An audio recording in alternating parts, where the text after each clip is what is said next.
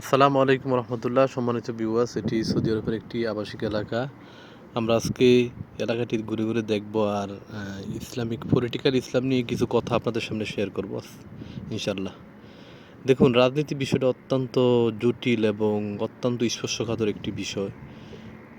রাজনীতি মানুষের রক্তের সাথে, মানব জাতির রক্তের সাথে এটা মিশে আছে।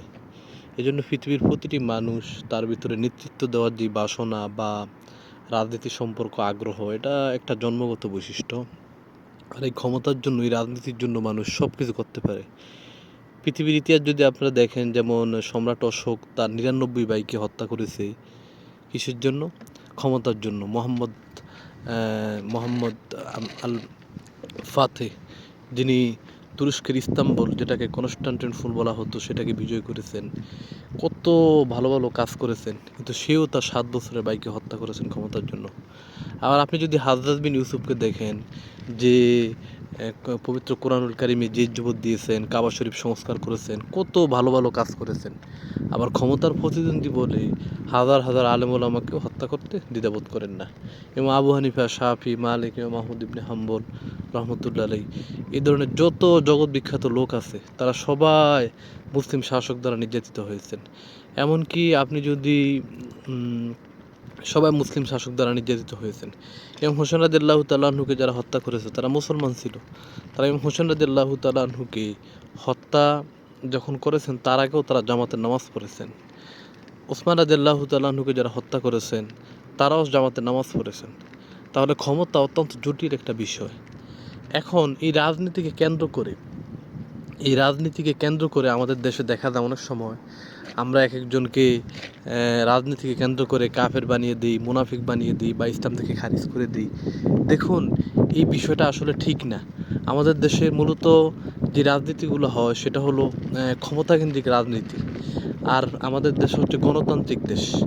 আর আপনি গণতন্ত্রের মাধ্যমে কখনই পরিপূর্ণ ইসলাম আপনি কায়েম করতে পারবেন না। হ্যাঁ, জামাত ইসলাম, চরমনাই, হেফাজত, তারা যেটা করে, অন্যান্য রাজনৈতিক দলগুলো যেটা করে, তাদের এই কাজের জন্য আমরা তাদেরকে অবশ্যই সাধুবাদ জানাই। এর কারণ হলো, পুরা সেকুলার ব্যবস্থার বিপরীতে তারা মাঠে আছে। তারা যদি মাঠে না থাকতো, তাহলে নাস্তিক্যবাদী শক্তিরা এই মাঠকে তারা দখল করে নিত। তখন আর আমাদের আর কথা বলার কোনো জায়গা থাকতো না, আমাদের অধিকারের আর কোনো জায়গা থাকতো না।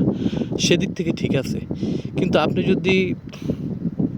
আপনি যদি কাউকে রাজনীতিকে কেন্দ্র করে, যেমন ধরুন এক সময় আওয়ামী লীগ আপনার শত্রু ছিল, এখন ধরেন বিএনপি আপনার ক্ষমতার প্রতিদ্বন্দ্বী, বা বিএনপি আপনাকে ক্ষমতার প্রতিদ্বন্দ্বী মনে করে, এখন সেটা ইসলামের কারণ না, এখানে হলো ক্ষমতাকেন্দ্রিক রাজনীতি। এখন এই রাজনীতিকে কেন্দ্র করে আপনি যদি কাউকে কাফের, মুশরিক বা ইসলাম থেকে খারিজ করে দেন, ইসলাম থেকে বাইর করে দেন, এটা হয় না। তাই এটা করা যাবে না। আর আল্লাহ বলেছেন, উদু ইলা সাবিলি রব্বিকা বিল হিকমা ওয়াল মাউইজাতুল হাসানা, মানুষকে আল্লাহর দিকে আহ্বান করো উত্তম কথার মাধ্যমে, সৎ উপদেশ, সুন্দর আচার ব্যবহারের মাধ্যমে। এখন আপনি যদি মহফিলে বা স্টেজে উঠি অন্যকে খোঁচা দিয়ে কথা বলেন, অন্যকে ইঙ্গিত করে কথা বলেন, এটা তো ঠিক না।